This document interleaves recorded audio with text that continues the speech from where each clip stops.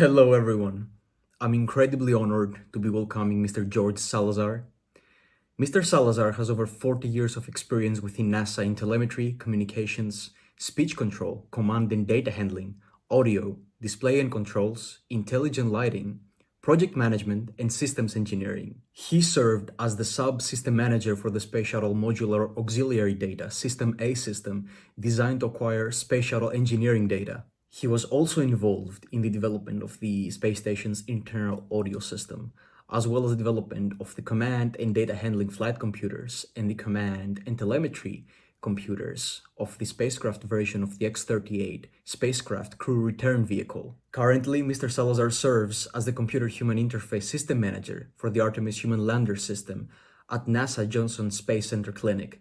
His journey is a testament that hard work, sincere hard work, passion, determination, and very strong and supportive family base is always enough to reach the top of your field and realize all your dreams and ambitions. Mr. Salazar has an incredible passion in sharing his experience and knowledge, having reached through the years to over 20,000 students through his speaking engagements, tutoring, and mentoring. This interview dives into his incredible journey, starting from his childhood memories of growing up until today and how he managed to have such outstanding impact in his field. Now, I could keep going on and on about his achievements, impact, and awards, but they say an image equals 1,000 words, so I hope you enjoy the invaluable insights and advice this interview offers. And I will close this with Mr. Salazar's own words. I am living proof that scores don't measure capability. A person's perseverance and drive determine their success.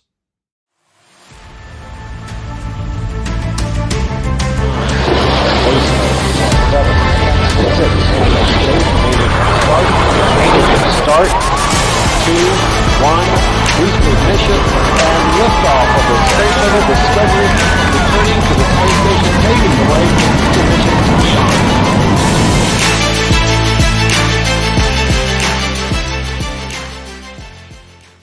Obviously, from your journey, anyone would be able to see that the odds were against you. Like, technically speaking, how did you get into NASA? That's unfathomable.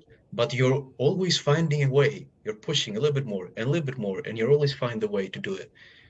And I think that's what's fantastic about your journey, and that's what a young student can resonate with. Like, don't give up. It doesn't happen to everyone in the same way, so pave your own way, try again and again, and you will get it if you want it bad enough.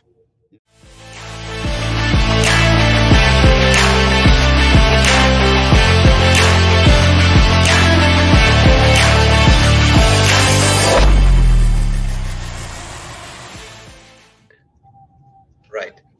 So this interview, as I said on my question leaf, is going to be based on the adversity you fought through, the rationale behind your career decisions, and naturally the life lessons and professional advice you would give to someone who wants to get into your industry.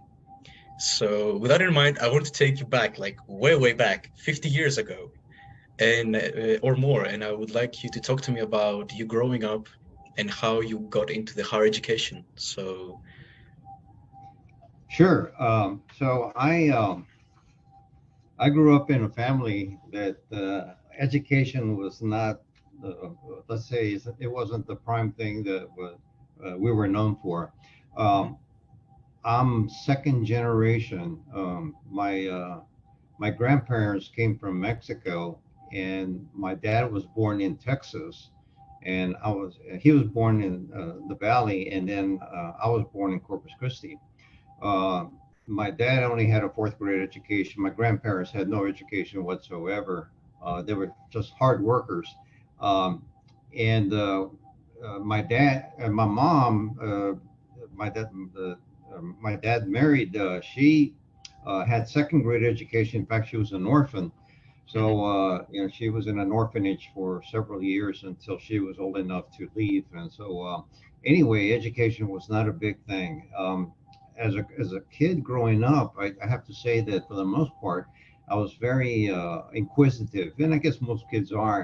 Now, where I grew up, it was called the ghetto, and it was I grew up in something called a shotgun house, which Hmm. is a very common house in the lower income portions of some areas, and so house is probably about uh, 15 feet wide by 25 feet deep, and only has 3 rooms, and the bathroom is outside. Um, but not too far from there was a junkyard, and so me and my friends would go out there and just grab stuff, to learn about what was being thrown away. And one thing we decided was to build a tree house.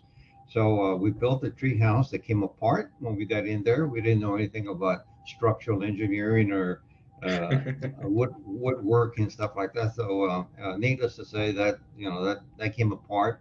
I learned that I learned about electricity by getting almost shocked on how a toaster works that had been discarded. So I had this inquisitive thing, and for the most part in elementary, I did fairly well. um, I have to say that I did a lot of daydreaming when I was in school, so Hmm. sometimes my attention was not where it should have been. In middle school, things started to change a little bit. The middle school was kind of a rough area, so I kind of started to get caught up in a little bit of the wrong crowd.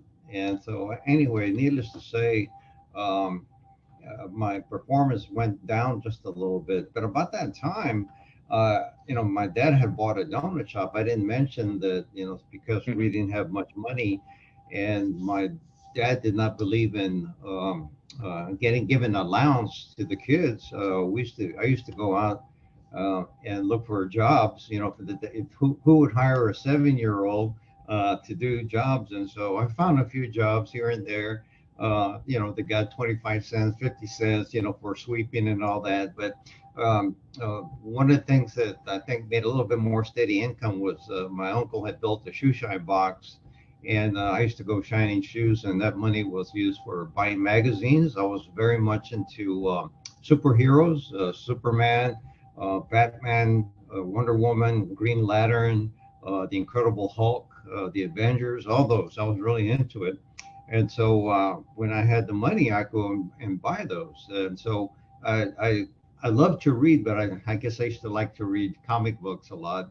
Um, but in middle school, my dad had that donut shop, and so I didn't have to do any more shoe shining, but I did have to work there, and so he taught me how to make donuts at the age of 10. And so I learned how to I learned the business quite well. In fact, that was kind of beneficial because in high school, I had to take over the business because my dad suffered a heart attack. So I was running the business and also going to school. So um, as far as the education part was concerned, let's say I was fair. I was a fair student. In high school, I was somewhat fair. I graduated the bottom 20% of the class. There were 605 of us, and I was like 475 out of the 605. Hmm. So I was way at the bottom. Um, after high school, kind of I tried going to a junior college there, but it just it, I had difficulty, and so I dropped out. About that time, we moved. We things started got bad there in Corpus Christi. We had a hurricane that pretty much devastated Corpus Christi, so our business was devastated. So we moved to Houston, and so in Houston, I came and worked various jobs. I first started working in construction. I worked at a Kmart, which is kind of like a Walmart. Hmm. And I worked even selling books door to door, which I hated. It didn't last very long. And then I went back to making donuts. So about this time, I was seeing that I wanted to change my career and do something a little bit more. Uh, having a retirement. My dad did not have a retirement, and a lot of my family had no thing. Didn't have a retirement in their plans, if you will. So, I wanted to find something that was a little bit more stable. And, I tried getting into being a electronics repair technician for Xerox, and it was a disaster. The test was a digital electronics test. But that time, digital electronics was pretty heavy, and pretty much used in a lot of industries, primarily in Xerox copiers. And so I took the test. I failed, and then I tried again, trying to do an IBM, and I did okay in the electrical because I've been studying electrical, but I failed the mechanical systems. So I tried getting into a what they call kind of it's somewhat of a dedicated college that you pay for a specific trade, and so I tried to get into what's called radio and TV repair, and I just was not happy with the instructor. He was a senior electrician, electronics repair guy, but he didn't know how to teach. So I left all that. About that time, I got married. After settling down and all that, I said, okay, it's time to try again. And so I went and took the scholastic aptitude test, and I scored very low. So I couldn't get into a university. And so I didn't let that stop me. I tried junior colleges. There were three at the time here at Houston, and one of them took me on a probation basis. They basically said, if you can pass these four classes with an B or better, you can stay. And so I did. I made an A, and within 2 years, I got my Associates of Applied Science and Electronics Technology, and I thought that's all I wanted to do.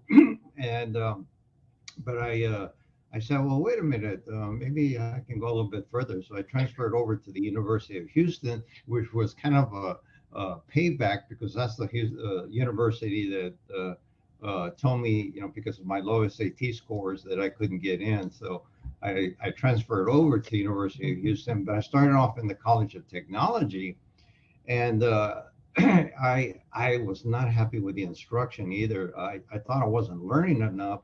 And so I was getting a little bit disillusioned because, first of all, it was a very big university compared to the junior college I was going. And then secondly, I was disillusioned with the choice I had made in terms of electronics technology. And about maybe about 3 weeks into that, I happened to go to the what was called the Student Center. And so the Student Center has posters about meetings and clubs and societies and all that. And there was one in particular that caught my attention. So I attended it, and it turned out to be a gold mine for me. I resonated with the students there, with the people there, and I joined the club. And I have to say that if it wasn't for them, I don't think I would have graduated. They taught me the ropes, so to speak, in terms of how to navigate around the school, how to do this, how to do that, and all that. And then second thing is they knew that I wasn't happy with the College of Technology, so I transferred over to. He said, well, the lady president said, you're not happy with technology, then how about transferring over to engineering, where you'll get really challenged? And so I did. And I didn't know if I was making a mistake or not, because I was hearing about all these people in engineering. It was too hard, so they went to College of Technology, and here I was going from technology to engineering. So I wasn't sure if I did the right move or not. So needless to say, I hung in there. Now, during the time I was going to the university, I had some part-time jobs because of my associates in technology. I was able to get a part-time job working in Canon calculators as a repair technician. And so I had about a year and a half experience of that. And that was very beneficial because I learned a lot of actually Japanese technician techniques of doing repair work. And then the second thing was that I tried getting an internship, and I basically applied at NASA, applied at two other companies, and NASA and another company declined me because my GPA wasn't high enough. but the other company took me. It was a seismic exploration company. I was an engineering technician in cable and sensor operations. And so That was those two, Geosource, if I'm not mistaken. Geosource, Geosource. yeah, that was the name of the company. Yeah, Mhm. Geosource. And those two pieces, those two areas actually helped me land the job at NASA because when it was time getting ready to graduate, uh, the company that had me doing internship work and they weren't hiring. They were actually laying off people. And so the manager told me, you better go elsewhere. So I applied at different places based on who was coming to the university to do interviews. And NASA was one of them. And the only reason NASA came was because there were a couple of students that declined offers from NASA, and so they opened it up to the street. So anyway, I applied, and my GPA wasn't all that fantastic, but the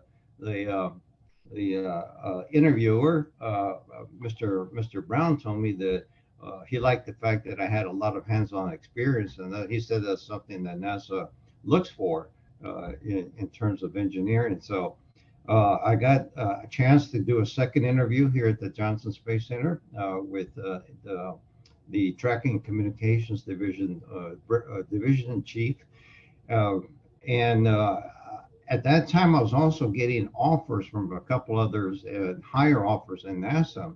And so when Mr. Sawyer asked me, "Do you want to come work? You ready to come work here?" And I said, "Well, I'm not sure because, I got two other offers and they're higher salary." And at that time, I had a family.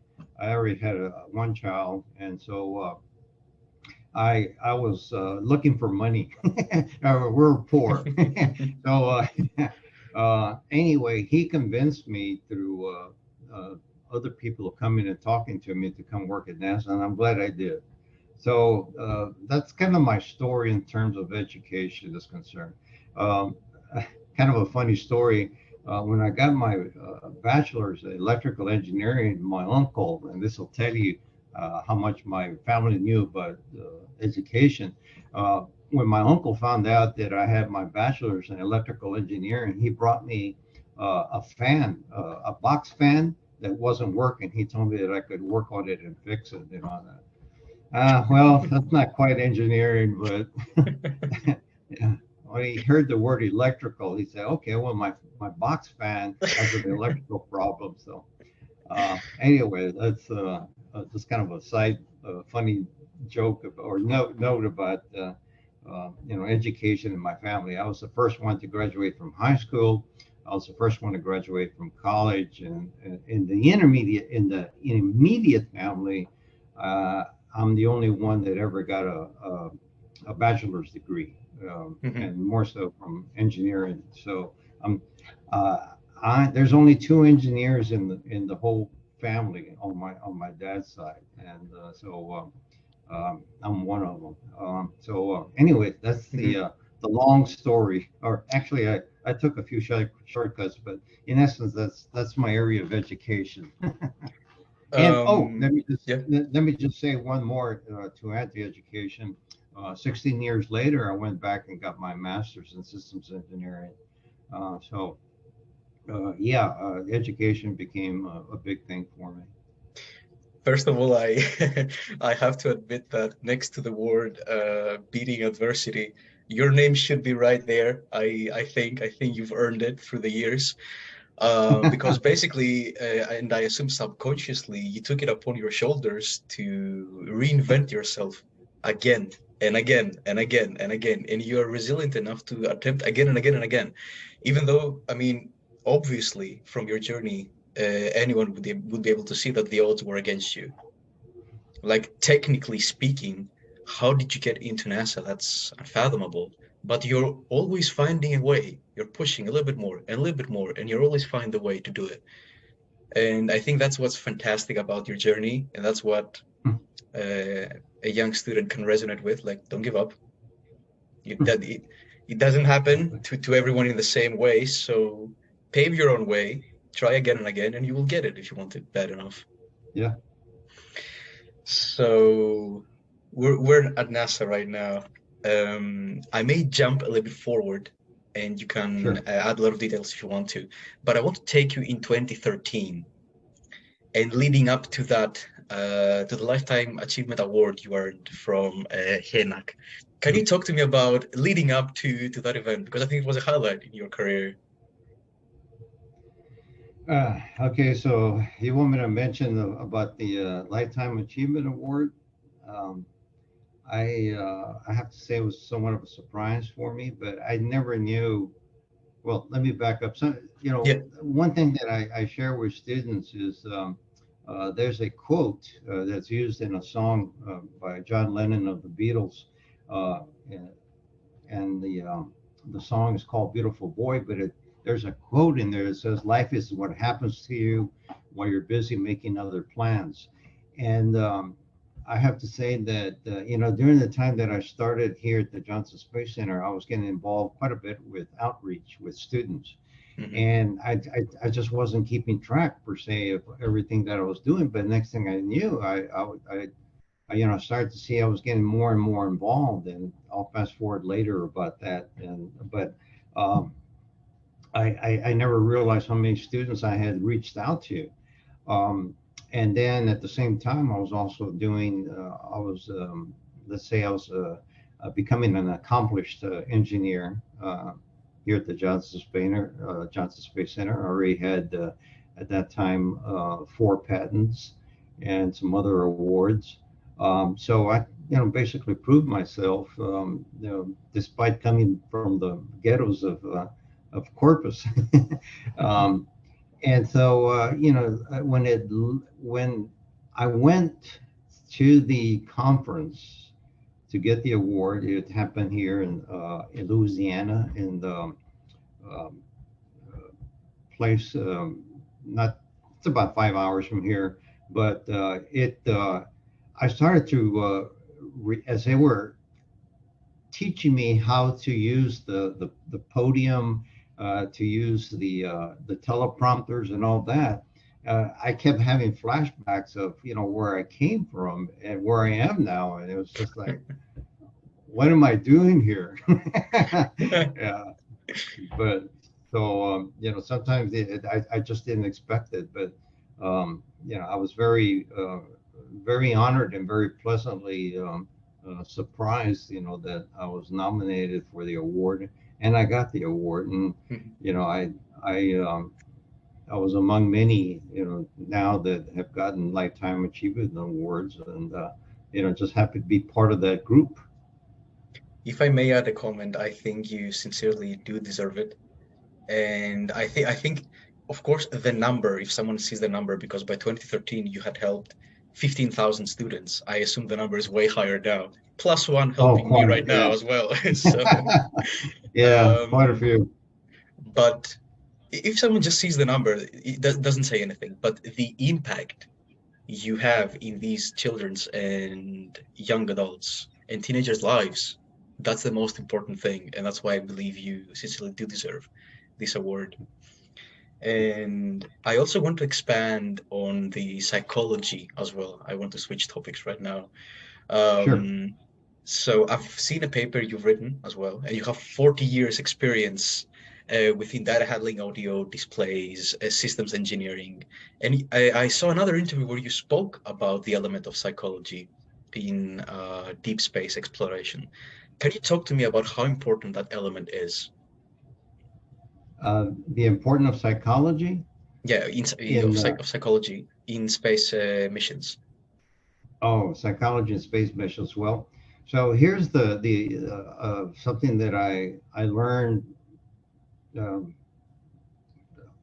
self-taught, so to speak. Um, I learned about the human element, Hmm. and one of the things that was not taught in engineering school was how a human can influence a system. So, and you hear about human error, you hear about airplane crashes, and they blame the pilot and all that. And so, I start to get more and more into the human factors aspect of it. In fact, uh, I got so involved with it that myself and a couple of colleagues of mine from another group that actually do human factors engineering, we established something called human systems integration, which is basically factoring the human element into system design. And so the psychology part comes into how a person is mentally ready to undertake a major task. Case in point is flying the space shuttle, or going to the space station, or going to the moon. Eventually we're going back to the moon, and so maintaining a healthy psychological health, if you will, of an astronaut is really important, and not so much. In addition to the astronauts, it's also the team that's working on the project, keeping them psychologically healthy and upbeat, and making sure that they're not worn out and tired or frustrated and all that, because sometimes that translates to making errors or mistakes. And so you have to, if you're a project manager like I was on a few projects, you're watching that, and so but from a crew standpoint or astronaut standpoint, it's being let's say aware of making sure that those systems are not only working properly, but that they're understood in terms of operating them by these astronauts, that even though they trained on it for years, okay, that some of those systems they may not use again for a while, but when it comes time to use that system again, they it has to be easy to understand, especially if they're under stress conditions. You can imagine you're in outer space, where there's no oxygen per se. You've got a bunch of explosive propellants in the back of the back of the spaceship, and there's meteorites you could punch a hole in through your spacecraft and lose all your air, and so those things play in your mind, and so that's the psychological aspect of it. Becomes very important to make sure that they are very comfortable.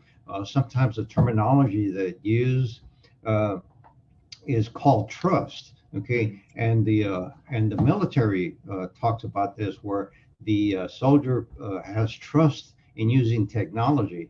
And I just recently wrote a paper. It's supposed to come out this summer, and I'll be at a conference talking about the how to establish trust in human-computer interfaces for deep space missions.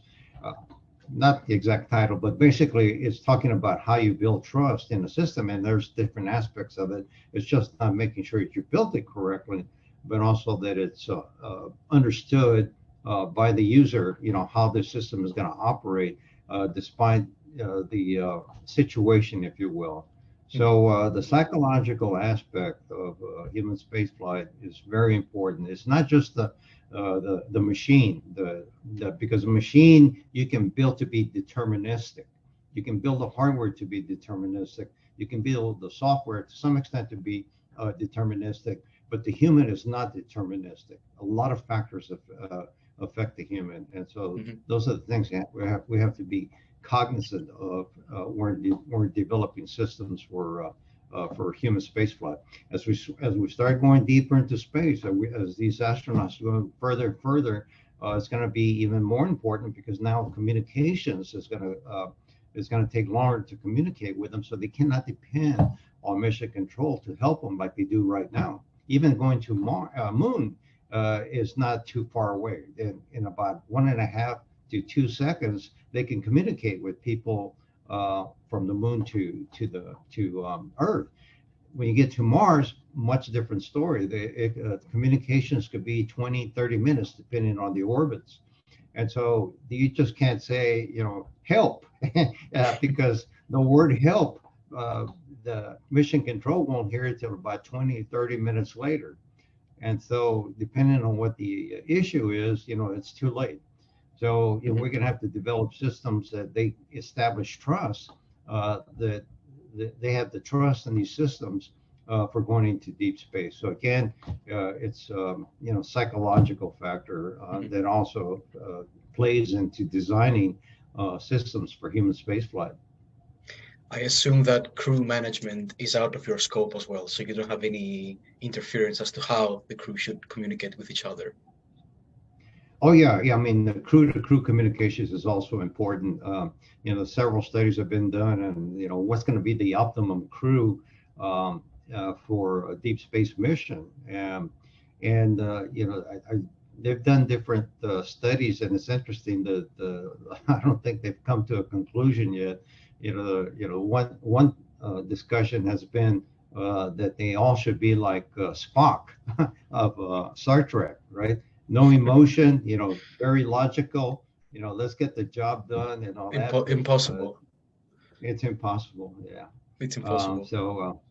And then there's the situation, how do people, again, going into we're not deterministic creatures.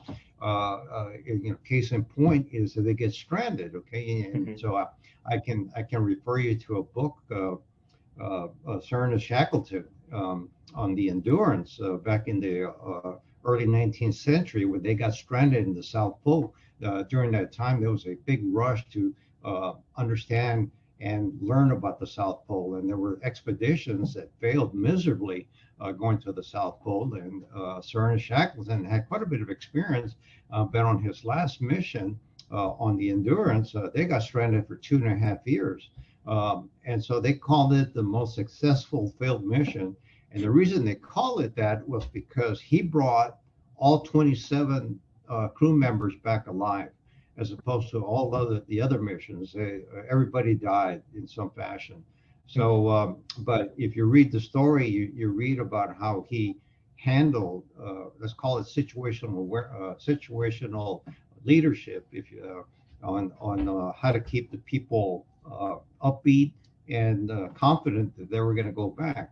Basically, he established trust in them trusting him, Sir Ernest Shackleton, to bring him home safely. Mm-hmm. I want to also expand, because you're mentioning trust and systems. And talking about systems, I want to expand on two of the major projects you worked on, the Orion and the Artemis. So initially, can you talk to me about the Orion project and its logistical challenges? Well, okay, so the Orion is, the capsule that basically replaced shuttle. Didn't have the pickup, didn't have the big payload to take big stuff into orbit like the space shuttle did. But its primary design is to go into deep space, Moon and Mars and beyond. Mm-hmm. Now, for Orion, the systems are not very highly intelligent, complex systems. If you think about AI and all that, there's some intelligence in it, but not as much as one person would think. And here's the reason for that: it's because the radiation environment it makes it difficult to fly sophisticated hardware that we're accustomed to here on Earth. One of the reasons why we can, use AI and Series and all these iPhone applications, where you talk to it and graphics processing and all that's because these are high performance computing chips. But in space, because of the radiation environment, they just don't work. And so we have to find hardware that works. Well, right now, a lot of that hardware that works is slow compared to what we're accustomed to. So it was a challenge, working on aspects of the Orion space capsule that demanded certain capabilities. And I'm going to give you one example. It's graphics processing. Okay, so graphics processors, we took them. We did a study on how graphics processors were going to behave in the space environment. And so we took several to Indiana University to do some high energy proton testing, and none of them worked. None of them worked properly. And so we're looking at an idea of creating a kind of a hybrid graphics processing using technology that we know operates in the space environment. And so it's just a matter of putting them together to create the graphics processing necessary for deep space travel.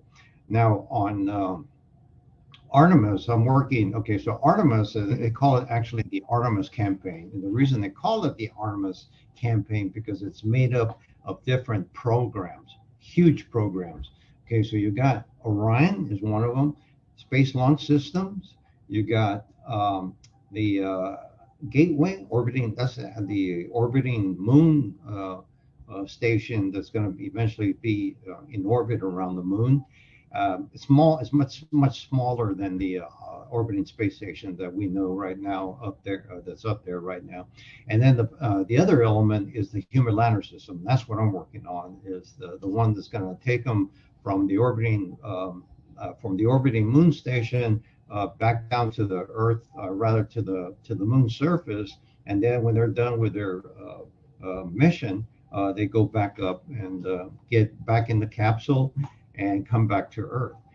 There's also another element, and this is where perhaps a lot of foreign companies may get involved with, is some of the surface missions dealing with logistics, habitats, experiments, and so there's going to be a lot of opportunities for the international space community to get involved with the Artemis program. The Artemis, I saw it, and I thought, okay, I need to talk to the person who's working on it. I need to know more, and here we are right now.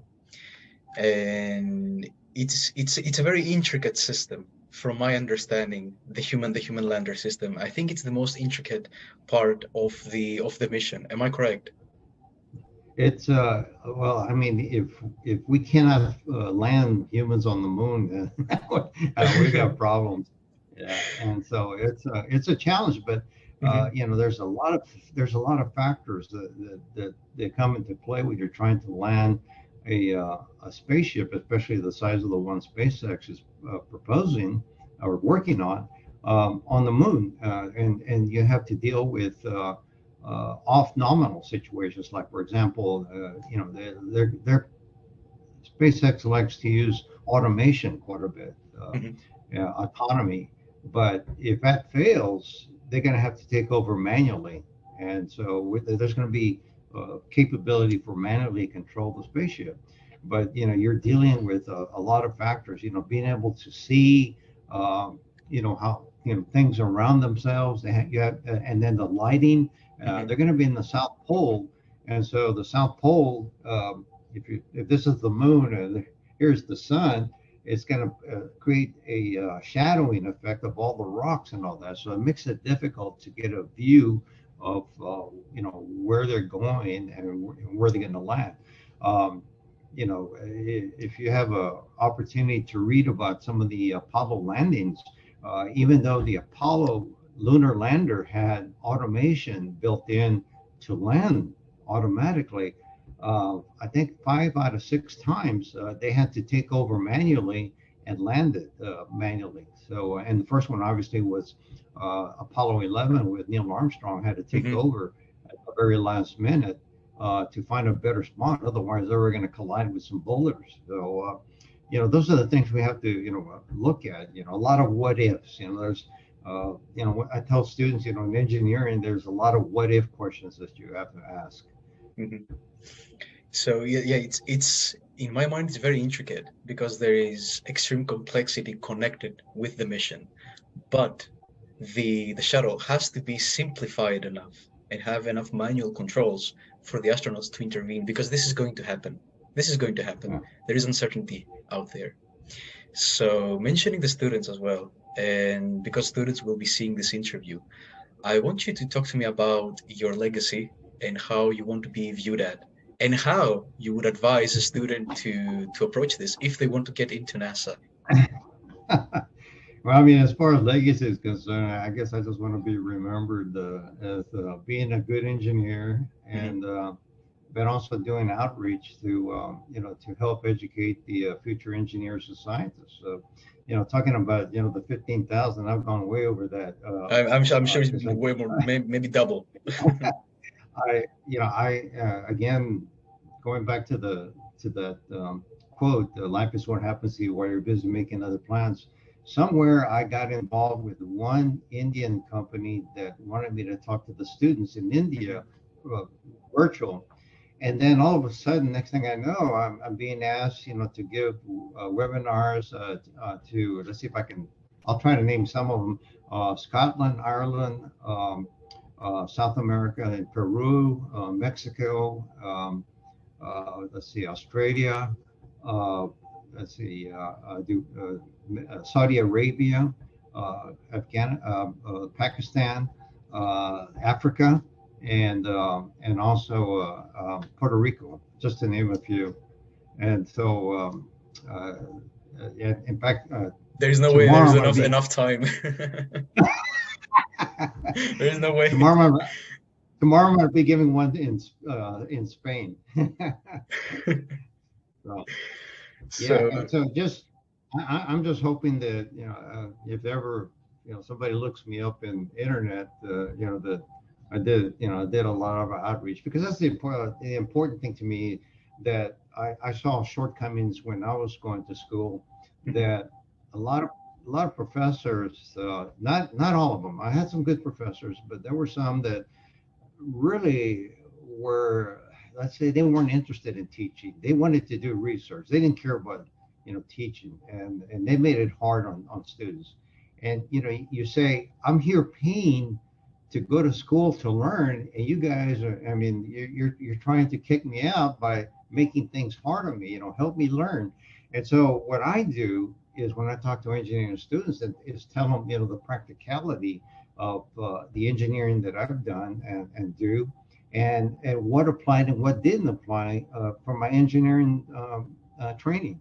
So, that's some of the things that I'm hoping to instill in some of these students. And the other thing is helping some students, get scholarships, get into universities. I've written many letters of recommendations. And I have to say, for the most part, everybody's been successful in getting into, the institutions or the company that they were applying for. So that's the other thing that I'm glad about, is I've been helping people with their careers. it's a very genuine cause, and you fully understand what you're doing because you've been in these students' shoes. So teaching them the engineering perspicacity, basically, that's required for them to achieve on the highest level, I think it's invaluable advice. And this is what I will try to emit through this interview, because I'm sure a lot of students will be benefiting out of it. So, Mr. Salazar, what can I say? It's been an honor and a pleasure to have you here for almost 45 minutes talking to me. And quenching my curiosity, basically, because that's why I created this web page. I will go out with a smile out of this. It really means a lot. Okay. So I want to wish you all the best on any future endeavors and projects. And thank you for being so approachable. All right. You have a good day. You too. Thank you so much. Bye.